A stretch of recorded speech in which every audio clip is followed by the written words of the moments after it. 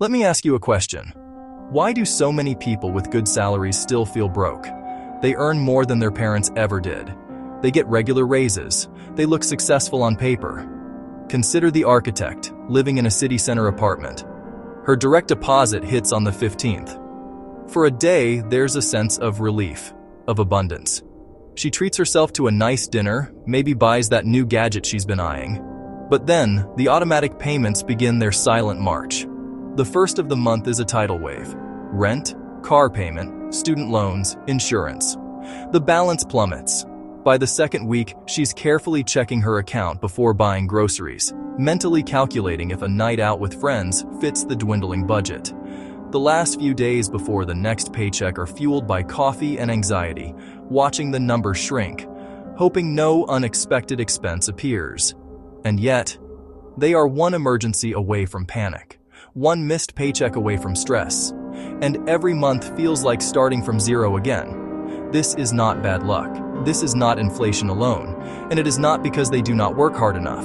It is because most people are trapped in a system they do not even realize they are playing, a game where the rules are designed to keep you running in place, no matter how fast you go. Pause. A good salary feels like progress. That notification hits your phone, and for a moment, the world feels right. The anxieties of the past few weeks seem to melt away. You can breathe again. You can plan again. It feels like safety. It feels like winning. It's the reward for all the long hours, the stressful meetings, the daily commute. It's the validation that you are on the right track, a tangible measure of your value in the professional world. It's the key that unlocks the door to a comfortable life, the one you were told to strive for. But here is the truth nobody says out loud. A salary is controlled money. It's a carefully calibrated drip feed designed to keep you showing up. It arrives on a schedule you do not choose, turning the 15th and the 30th into the most important days of your month. Every month, your entire financial life becomes a cycle of waiting for the next deposit, a rhythm set by someone else. It stops the moment you stop working. Whether due to burnout, illness, or simply the desire for a change, the moment your direct input ceases, so does the income. It's a direct, linear exchange of your time for their money, and it grows slower than your expectations. That annual 3 to 5% raise, if you're lucky, often barely outpaces inflation, let alone builds the future you dream of. This is the fundamental illusion of the salary.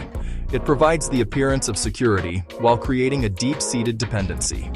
To understand this, let's consider two people. On the left is Alex, a talented professional earning a high salary of $150,000 a year. Alex lives well. The city center apartment, the new car, the weekend trips. It's a life that looks successful from the outside. Alex's income is high, and so is the spending that supports this lifestyle. Each paycheck is largely consumed by rent, car payments, credit card bills, and daily luxuries.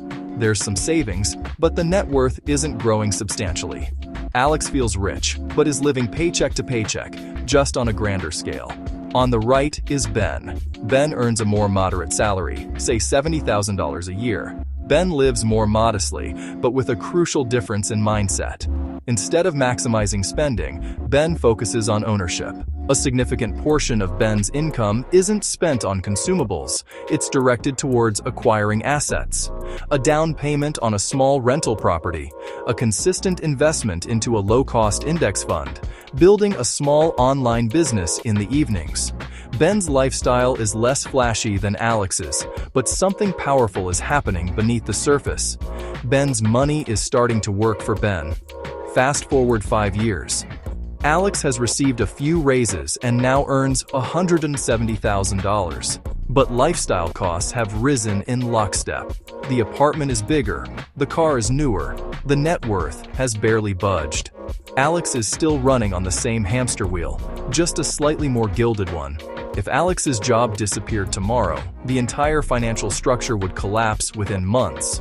Ben, on the other hand, still earns a salary, but it's no longer the only source of income. The rental property now generates a small but steady cash flow. The investment portfolio has grown through compounding. The side business is starting to bring in meaningful revenue. Ben's net worth has climbed significantly. Ben has built a small but growing financial engine that runs independently of a 9-to-5 job. If Ben's job disappeared, it would be a setback, not a catastrophe. There are other streams of income. There is a foundation of assets. This is the critical distinction. Most people confuse income with wealth. Income is what you earn. It's active. It's the direct result of your labor. It feels powerful because it's what you use to pay your bills and live your life. But wealth is what you own. It's the assets that work for you, even when you're sleeping. Wealth is the rental income, the stock dividends, the business profits. Wealth is what buys you freedom. Income buys you a lifestyle. Wealth buys you a life. And that confusion, the chasing of a higher salary without a strategy for converting that income into wealth, is what keeps people like Alex stuck for decades, perpetually trading their most valuable resource, their time, for money that will never truly set them free. They are trapped in a golden cage, comfortable but not free, running faster and faster just to stay in the same place.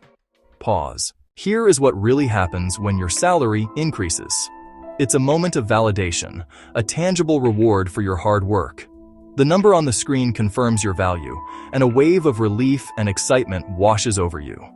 You start mentally spending the extra income before it even hits your bank account. But this moment is also a critical fork in the road, a point where two very different financial futures begin to diverge. The illusion is that a bigger paycheck automatically equals more wealth. The reality is far more nuanced. To understand this, let's consider two people. On one side, we have Alex, a high earner who just received a promotion, boosting his salary to 6 figures. On the other, we have Ben, who earns a more moderate income and received a smaller cost of living adjustment. From the outside, Alex is the clear winner. His earning power has significantly jumped, and his potential for building wealth seems immense. Ben's progress, in contrast, appears slow and incremental. But income is only one part of the equation.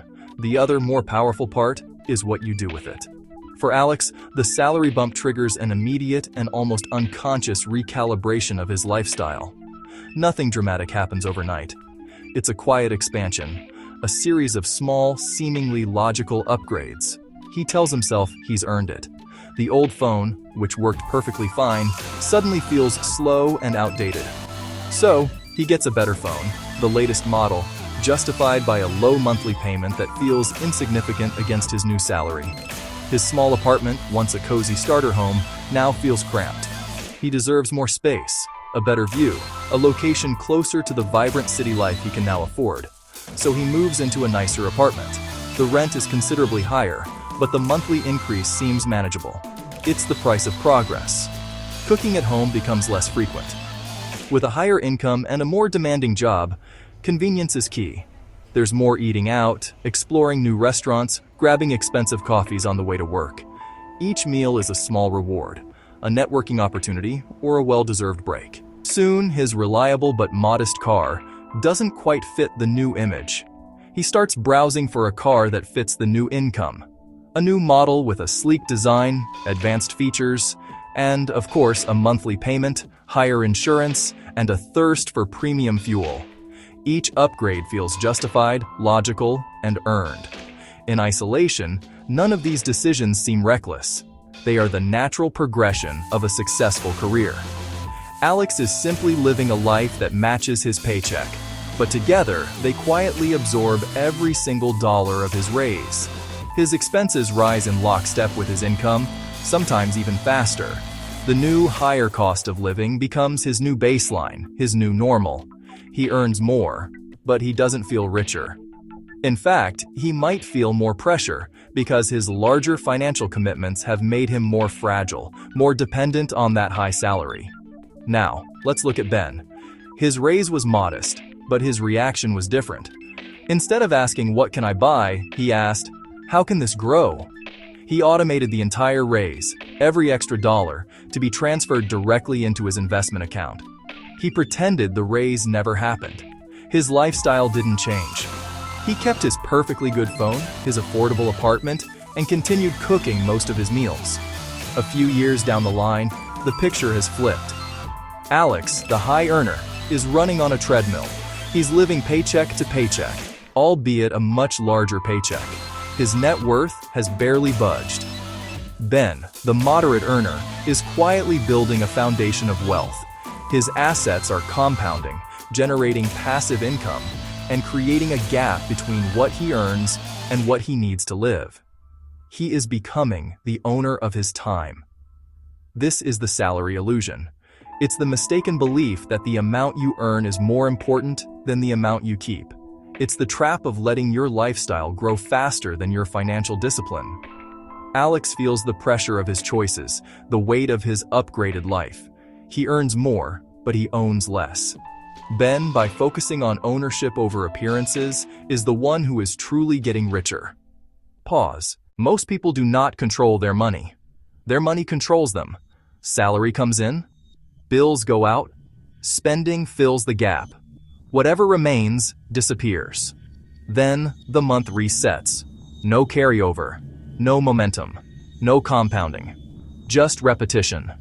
This is the paycheck cycle, and it is designed to keep you dependent. Pause. People are told to just save more, but saving alone has a ceiling. Savings protect you. They do not free you. Inflation quietly eats saved money.